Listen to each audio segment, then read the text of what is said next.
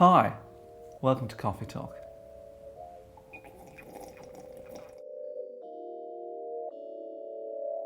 We're talking about how much it costs for a music track. Now, we have already made another video about where to find music tracks and the best place to source them, blah, blah, blah. But this is about the moolah, the cash, the money. How much is it? Music is a tricky topic. I said this in the other video. Music is just a bit of a minefield when it comes to content creation.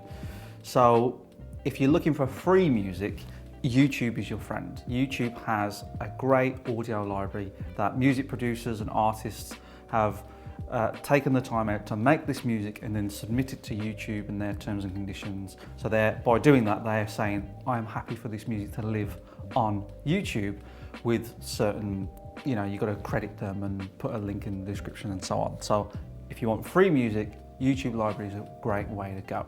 If you want to use a licensed track, it's always dependent on the artist, on the record label. We don't really go down this route for what we create. We create corporate videos and animations.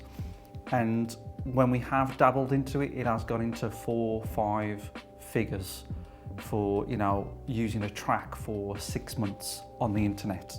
Now, if you use that music track in a cinema advert, on an advert which pops up on demand, or if you use that audio track for an advert that goes on to broadcast, then the money just keeps trickling up and up and up, and you can only use it for a certain amount of time. For internet use, it tends to be cheaper.